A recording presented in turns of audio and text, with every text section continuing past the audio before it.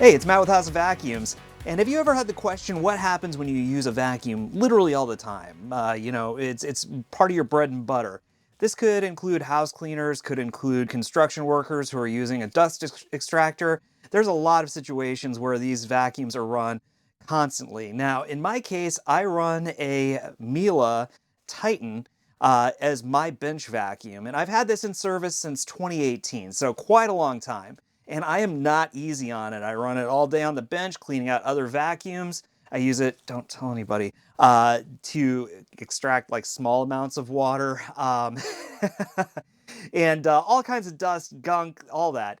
So the motor started to sound, I'm very in tune to what the motor is supposed to sound like, and the motor has started to sound just a little bit off to me. It's not bad, it's not terrible, but I do want to check a couple of things. I want to check and make sure that we have plenty of grease in the bearings of the motor, and I want to check the carbon brushes and see how that's doing. And we'll also get an idea how this has held up over the last 8 years of being a non-stop bench vacuum. So let's get to it. On this guy here, a couple things. We're going to take the hood off.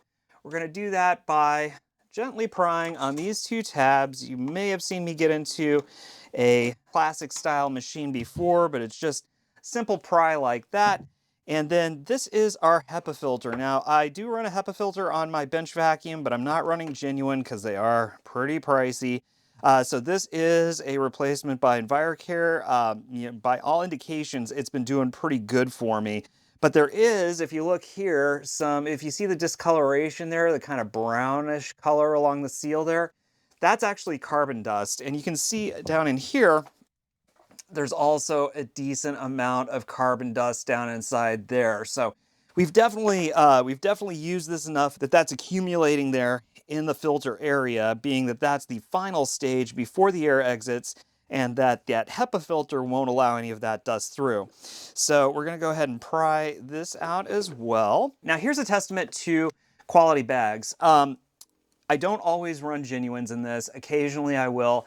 If I have a pack open, but I typically run EnviroCare replacement bags, but they are a good fitting replacement bag. Don't use cheap replacement bags. Fitment is all over the map for replacement bags. If you buy some off of Amazon, you're not guaranteed to get a good fit. The ones that I use, I definitely have tested out, and they do fit well when used properly. So with that, there is some dust here in this area, but it's not hardly anything compared to the amount of dust that I vacuum up from other vacuums. Fine dust, pet hair, like just you name it, drywall dust, it all goes in here. So this is very impressive and is a testament to those polypropylene bags. Now to get into this guy, we are going to need Torx T20 bit.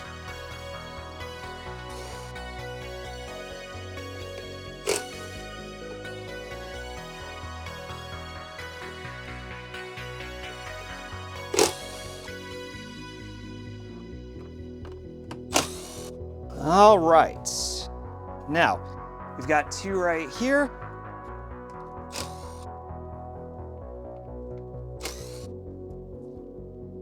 So that's all the screws so far. And to get this fascia cover off here, or the cap as Miele likes to call it, you do a couple things. You're going to want to give a gentle pry right here, and there's two tabs, as you can see right there. So you just pry those up so that those are standing proud. And then what you will see, if I can get this to face upward. All right, so what you can see here is that you do have two tabs, one right there and one right there. So you do need to give those a little press and give this a pry up. And again, this is pretty soft plastic on these classics. I've got mixed feelings about the classics. They are definitely made to a price point. It is a halfway decent way to get into a Miele at a budget price, but I do think you're missing out on a lot of the Miele ownership experience by buying one of these. So in any case, that popped off there. So now we can just give a pry. This will go ahead and just scoot off like that. Now, this little nubbin right here needs to align with the speed control module. So the little like rheostat right here. So once you take this out, don't move this because that will mess up your motor speed. So just leave it where it's at and put this to the side. Now, all of this is unitized. So this comes as an assembly with the cord reel. So to get to that, what we're gonna do is we're just gonna take a little pick right here and there's a clip. You just pry up on that and he goes like that. Now, there is one more screw underneath that.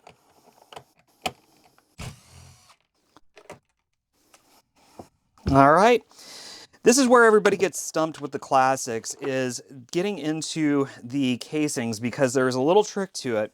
There is a clip right here. Let's see if we can zoom in on that. It's fitting too tightly, too snugly. So when I push on this, it just stays engaged. So what we're gonna do is we're going to bring out our handy dandy rubber mallet. So this guy here is going to allow us, if we zoom back out, this is going to allow us to open up the case. This fits together very, very intricately. And to get it to come apart, you really have to whack it with a rubber mallet. Don't whack it with a metal hammer. Rubber mallet's the way to go. But you don't have to be easy on it. Look at how that just came right apart. And what we're looking to do is get these body halves to start separating, because then it will apply enough upward force that when we click this, it stays pushed out. And then we can continue to pull this apart. Super easy. There we go. Piece of cake. All right.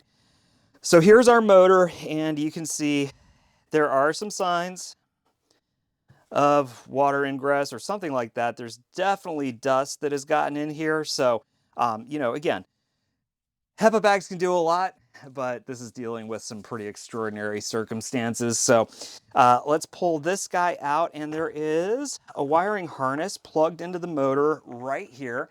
And what we're gonna do for that is just do a quick pry. There we go. Easy peasy. Set that to the side. Now what I like to do is I like to get out a rag and set this out and set this on it, because there's carbon dust and gunk everywhere. So, so with dirty motors, I just don't like getting my workbench super dirty. So we'll start with that. I'm gonna give this a quick vacuum off because there's a lot of fine dust on it. That'll make it cleaner to work with. And I forgot, my bench vacuum is what I'm working on. So let me go over to the other bench. I'll vacuum this off. All right. So to get into the motor on these, what you want to do is you want to have a hard rubber mallet or rubber beam hammer, however you want to qualify that. And you just start knocking that metal casing and turning, and it will slowly separate. You see a gap starting right there and right there. Those gaps are where it's starting to separate from the motor housing. And then what we can do is we can take a screwdriver and we can give it a quick twist.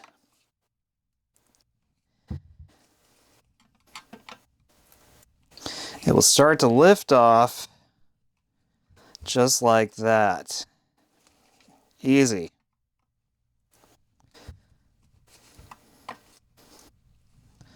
And then typically once we get this far, you give it a tap, and that will bring it all the way off. So there's our fan housing. We're going to set that right here. And then what we've got here is we've got the fan. Now these things are nasty. These are made out of aluminum. It's like stamped aluminum.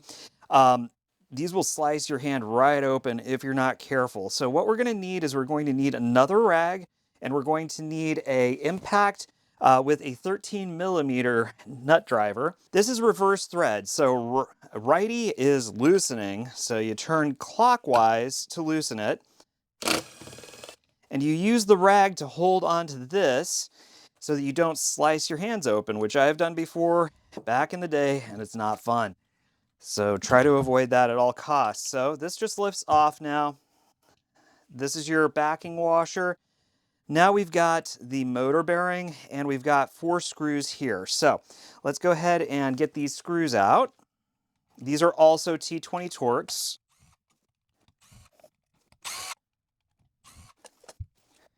And sometimes you can get this out by wiggling it by hand. The other option is the carbon brushes are down inside here touching the armature, and you want to kind of leave the armature in the right place. You don't want to pull this whole thing out because that can just mess up those carbon brushes. So what I do instead is I just gently push a screwdriver in right there, and then I give this a little tap, okay, and work my way around. And you'll see we're starting to make some progress. We actually are lifting the armature a little bit. It's not my preference, so I'm going to hold that there. There we go. Just like that. All right, we can set that there. Now, let's take a look. The moment of truth. Carbon brushes. What is going on with these guys, and are they super worn? Let's take a peek here. Okay, so these are what I would consider about half wear. So you can see here, I don't have a new example. I do have a used example. I kind of set these to the side in case I needed a set of carbon brushes, and I probably will go ahead and pop these in here since these are a little shorter. So I'm going to go ahead and pop these ones in since we've got a little bit more life left in those. But these overall don't look too bad. We could run these for a while longer if we wanted to. But while I'm in here, I might as well just swap those out and get a little bit of extra life from it. So let's take a look at the other one. Wear should be even. And you can see here, wear is identical. So we're looking good there. Now, to get this out, what I like to do, get a 5/16 nut driver, and we're just going to take this right here, and again, give it a whack. That will push this out. You do have a spring washer down inside here. You've got your field windings here, and you've got your motor MOSFET and overheating protection over here. So I guess this is a variostat and overheating protection. So in any case, we're going to set this just to the side over here. I'm taking a quick break to let you know that this video is sponsored by me. If you have any questions about what the right vacuum is for your home, or if you're looking for something high quality, you're tired of being trapped in that cycle of buying cheap box store vacuums that continue to break and don't clean your house properly, go check out thehouseofvacs.com. I've specifically designed it to help you pick the right quality vacuum for your house. Unlike other websites, I have curated the selection, so I don't carry vacuums that I don't like. So if you want to know what is recommended by me and get a little snippet on each vacuum, kind of saying, this is why Matt likes it, go check out thehouseofvacs.com. All right, so we've got this guy out. Now let's feel the bearings. I'm rocking this back and forth, and I don't know if you can see this. There is a little bit of side-to-side play, and that's probably what I was hearing. This one also has a little bit of side-to-side play. So that's not my favorite. You know, since I've got these out, and I'm probably not going to take this apart again anytime soon, I'm just going to go ahead and, well, let's just open these. Let's just open these and see what's going on inside here. Because sometimes looseness doesn't mean it's bad. It just means it doesn't have any grease. That does look relatively dry.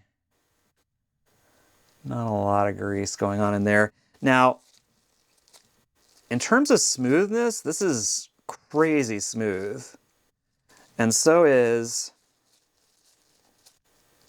this one. This one, they both feel really good. So I'm actually, the looseness is going to be partially prevented by repacking the bearings. So what we're going to do here is, this has leftover grease in it from whatever it was packed with from new, which is probably a petroleum-based grease. For replacement, what I use is I use a couple drops of Teflon oil, silicone Teflon impregnated oil, just a little bit, not a lot. Okay, That just kind of helps get everything moving like that old petroleum-based oil. And now what I'm going to use is a product called Super Lube. So this is a silicone grease, which is, you know, you'll hear people all over the internet using this stuff. It's great stuff. It is also impregnated with Teflon, but this stuff will mix with basically any petroleum-based grease, so you don't have to go to the effort of cleaning this out. Now, if these bearings were dusty, gritty, anything like that, and I was trying to save them, I would clean this out by flushing it first with WD-40 and then flushing it with contact cleaner to get all of that old grease and dirt out. In this case, it's turning super smooth. There's not an iota of grease in there, or not an iota of grit in there. So we don't have to worry about cleaning it out. We just have to worry about repacking it. And when we use this, that is going to allow us to not have to clean that grease out because this will mix with the petroleum-based grease and won't cause an issue. So let's go ahead and we are going to put a ring of this around. Now, when you talk about packing bearings, you don't want to go overboard. I just put a ring all the way around it, but I'm not like filling it to the brim. I'm not like pushing it down into the housing, because what you want to do is you want to put enough in there to lubricate it, but you don't want to put so much in that it causes cavitation. Cavitation is when there's so much lubrication in there that it starts to form like pockets and cavitate, and in those cases then the grease is not touching your bearing. So that's what we want to avoid. So we want to put grease in. We want to make sure that it's enough to kind of like follow all of the races, but we also don't want to overpack it. So this is about the perfect amount. So we're going to go ahead and take this little ring here and pop him back into place. The side-to-side play is significantly better. Still a little bit of it, but again, the motor didn't sound bad before. Now we've got lubrication in it. I think we're going to be good to go on this. Let's go ahead and do this bearing here. Okay. Pull that off. And again, pretty dry, as you can see. So we are going to go ahead and repack that just like we did the last one. Again, we don't have to, the reason why I love this stuff, we don't have to worry about cleaning out any of the old grease as long as there's not grit in there. We're in good shape. So we're just going to, again, put a dab of that all the way around. And we're going to recap it. There's even a little bit of grease here on the cap, on this seal, and I don't even clean that out because it's fine. Oh yeah, that feels so much better.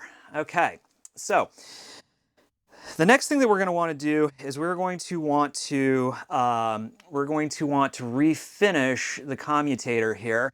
So you can see that if you look at this edge of the commutator, see that dip in and dip out? This is actually pretty worn, you know, and that goes along with the fact that we're at half wear for the carbon brush life. You know, typically with most Miele's, once they go through a carbon brush set, if they go all the way down to 0 on them, it's time for a new motor. You know, you can make these work, but usually there's a pretty good indent in the commutator when that happens. But we can get away with running this some more. All the coloration looks even. I don't see, well, all right, so let's take a look at this. There is a little bit of discoloration on this segment. Can you see that? I don't think it's bad enough to cause an issue. And again, if I have to put a new motor in this at some point, I will probably just swap it out for another running unit. This was basically just a unit that came in and the people didn't want to repair because it needed, I don't know, a hose or a power nozzle or something. Ended up keeping the canister, runs fine, and that's what I use as a bench vac. I can always find another one of those as necessary. But what I'm going to do is I'm going to refinish this using a diamond stone. So let's go ahead and get that set up. Now, these are quote-unquote diamond stones. They're refinishing stones for motor commutators. The dark one is rough, so this is like a coarse finish. This one here is a fine finish.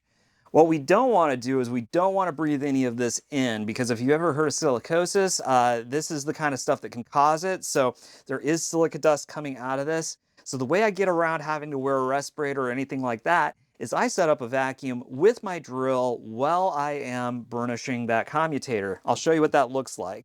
So we're going to take a drill, going to pop it on here. There is enough purchase here. You'll want a 1/2-inch drill. Seems to work the best. And you will want a drill that has a pretty good chuck with no run out, because when you turn this, you don't want it wobbling all over the place. This other drill that I have, surprisingly, this Bosch, horrible run out on that. So I don't use that for burnishing these things because it gets all vibraty. So I like to kind of leave this elevated. I leave it sitting here on this clutch so that the chuck can scroll free, can turn freely.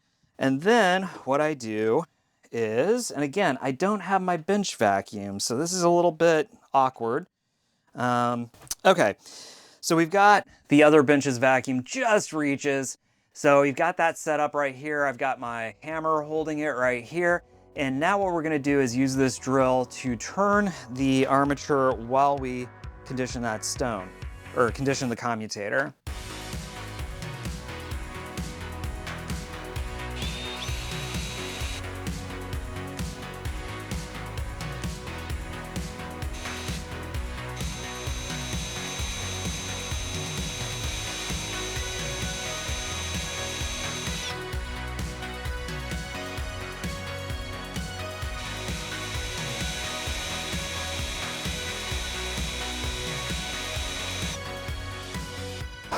All right, so that just took all that dust, threw it right into my HEPA vacuum. So we are good to go. So take that out. And now we've got a relatively nice finish. I mean, there is some streaking on it. This has seen a lot of use. I'm not worried about it. You know, again, cleaned up nicely. There's no like issues with you know, any one segment being more burned or more worn or anything like that. So I'm feeling pretty good about this. We're just gonna go ahead now and reassemble. Now, typically if I was doing this for a customer, I'd be cleaning all of this. I'd be cleaning the motor housing, you know, and the field over here. I'd take the field out of it and wash this outer casing. I'm not worried about that. This is my vacuum. I'm gonna give it a quick cursory vacuum off, and then we're going to start slapping them back together.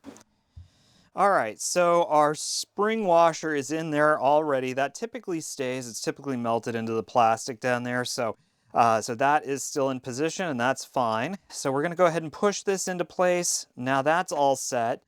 We do now have our variostat and temperature control over here plugged into the field, so that's good.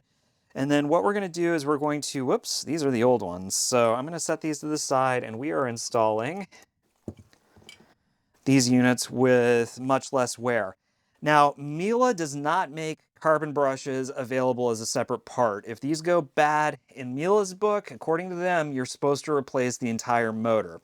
So, what I do is I collect these off of vacuums that are getting junk, that I can use them on projects like this, or in a pinch when a customer doesn't want to replace a motor, but they've got bad carbon brushes, but the rest of it's good. Now, these just slide down into place just like that. Now we push this over to the side while we insert the second carbon brush.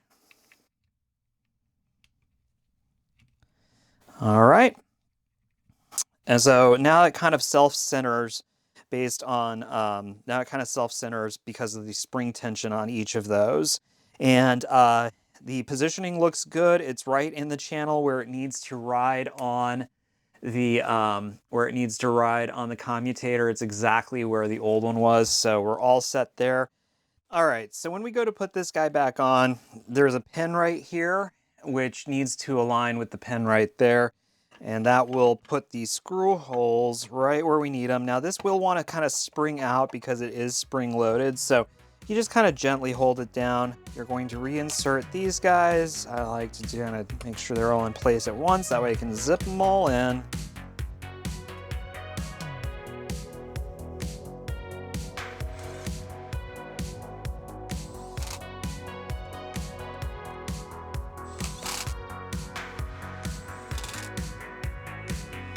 All right, now go back on with our back washer.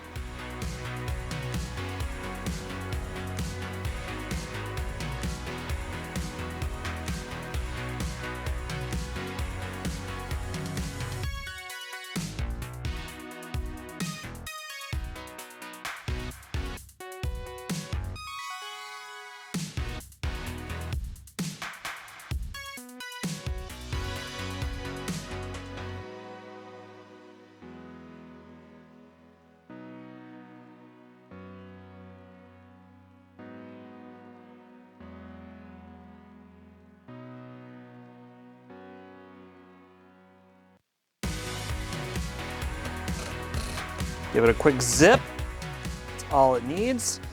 And then we're going to go back on with this. Orientation does not matter with this. You just go ahead and start squeezing it on all the way around. A lot of times, if it has a looser fitment, you can just squeeze this all in by hand, but this one's a little tight. So again, using our rubber mallet, not going crazy, but just enough to get him back into position. So now this is all set. You can see this here. I vacuumed this off. This is staining. So graphite from carbon brushes will stain plastic, and it has stained this white motor. You could really scrub on this and maybe get some of it off, but again, it's just going to get dirty again, so we're not going to mess with it. All right, so we want to make sure that the orientation with this plug here is correct. So we're going to put this on the side that it was previously on. We're going to go ahead and plug that in right there.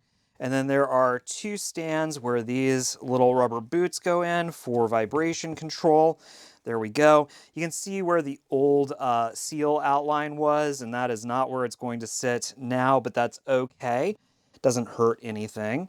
So we've got everything actually back together. I am just going to do a quick vacuum on this guy. Now, typically I would go ahead and vacuum off this motor batting or wash it. I'd wash this housing. But again, there's nothing loose in here, and it's just going to get dirty again because of the way that I use this vacuum. And again, this is supposed to be a quick and dirty check on this guy. So what we're going to go ahead and do is we are going to take this seal right here, and we are going to pop him in right there, and it will retain itself as long as you get it pushed into the housing properly.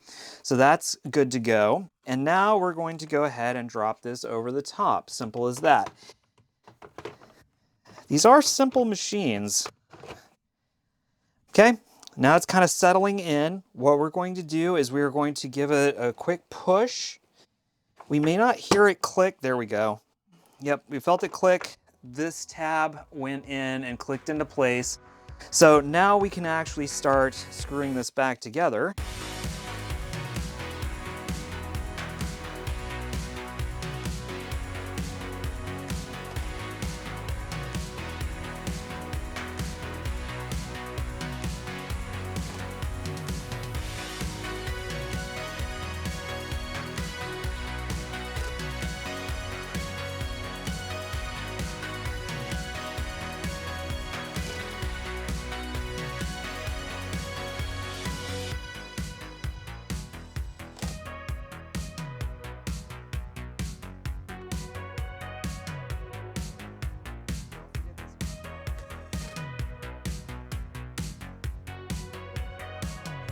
Now we can push this down till it clicks, right like that. And now we can go back together with our cap. So this guy here, you just align it. This is the way to kind of guide it in, is through this track right here. And we're going to go ahead and just wiggle him into place, push him all the way down. No interference. We left this in the same spot, so everything just slid right into place. We're good to go there. Now we're going to go ahead and insert these screws before securing the pedals.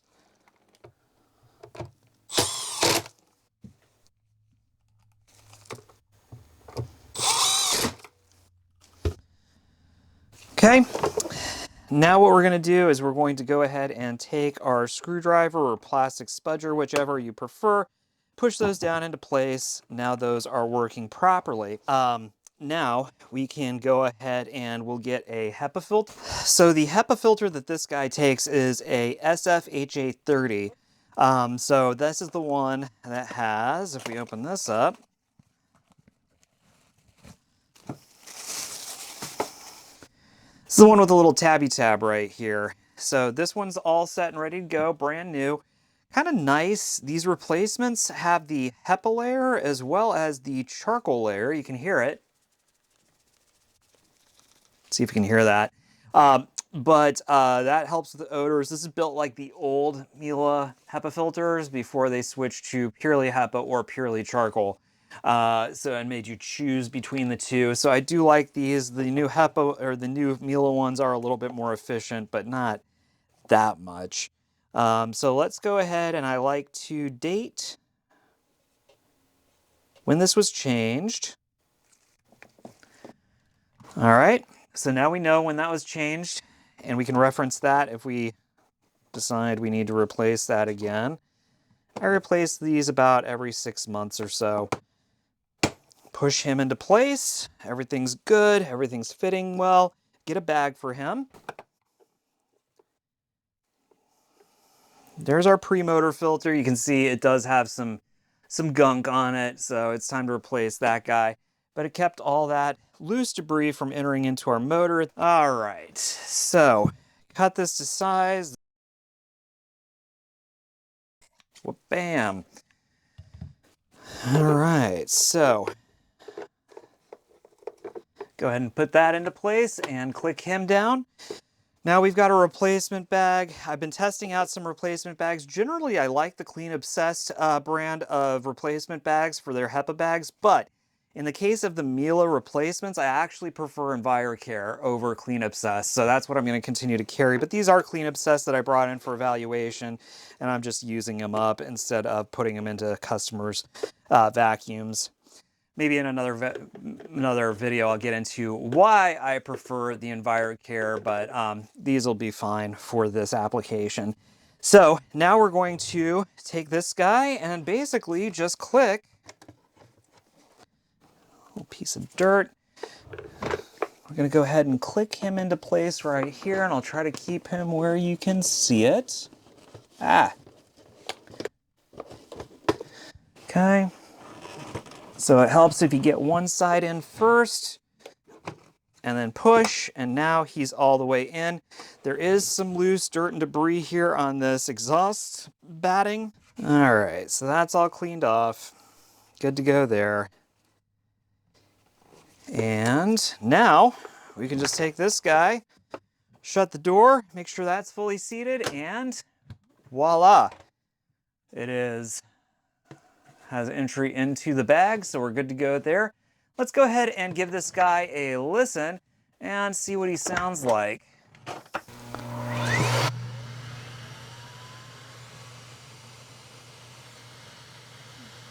That actually sounds really good. A little bit of a long wind down still. That being said, this vacuum has put in more work than it has any right to. It owes me nothing. I can't say that I particularly love the classics. Again, they're built to a price point. They are built very cheaply, and that's my main beef with them. It doesn't mean that they're built poorly, but they're built to a cost spec, and I don't love that. If you're going to get a German vacuum, just get a full-size Miele or a SIBO and call it a day. I think that that is the way to go. You're going to save a couple $100s by going this route, but at the end of the day, what you get out of the vacuum is going to be a lot nicer if you get like something like a C3 or an L1 or an E3 or a D4. So depending on which brand you're looking at, part of buying a quality German vacuum is the experience. And the experience on this is lacking. Things like, when you have the hose in here, there's no tool storage on this. You got a little clip tray on here. This is my classic demo sign. So when you open this up, and again, every time you open a Miele bag door, you got to reseat that bag. But one of my favorite things to demo is, this is the perfect example of being built to a price point. So this latch right here, that's all molded into this whole housing. So if this ever breaks, chips, cracks, whatever the case is, you got to replace this whole enchilada. Same thing with the cord reel. You're replacing the circuit board and the switch at the same time. So everything is built into very large assemblies on this, which again was built to bring it down to a price point. But the plastic also is just pretty cheap, soft stuff. Again, they've designed it well enough that it doesn't usually cause issues for customers. But when one of these runs into issues, 9 times out, well, half of the time, when one of these runs into issues, people don't opt to fix them because the price of entry is relatively low. Now, this was a power team unit, so this was probably like $500–600 back in the day. And now to get into a power team unit for one of these, you're looking at, because they still make essentially the same machine, calling the Classic C1, but now you're looking at $899 to get into something like this. So again, it's the price of entry is, and again, you can get into something like a C3 or an L1 for not that much more. Just pay the extra. It's totally worth it. But in any case, the benefit of this for my application is that it does have a very good motor in it, and that's what I'm kind of counting on. I use this thing to backsuck clogs. I use it to clean up other vacuums. Has lots of airflow, lots of suction, and just keeps on ticking. It uses NSK bearings, has very good carbon brushes. You could say the same thing about SIBOs. I just don't see as many used SIBOs coming in. I always get classics in where like the hose has failed, wand has failed, power nozzles failed, something like that, and they abandon the rest of the canister. And that's why I use these as my bench vacuums, because they're cheap, they're plentiful, I can service them, and and again, the motor on this is just going to keep running, even though the machine around it may continue to crumble. So this is a quick and dirty rebuild of a Miele S2 or C1 Classic. This particular unit was built in September of 2010. So we're now going on 16 years of this guy, with the last 8 years of its life being pretty doggone terrible. So in any case, keeps on running. So if you have any questions, go ahead and shoot them down below. If you have any questions, you can go to our forum on our website, thehouseofvax.com, and I hope to see you in the next video. Bye.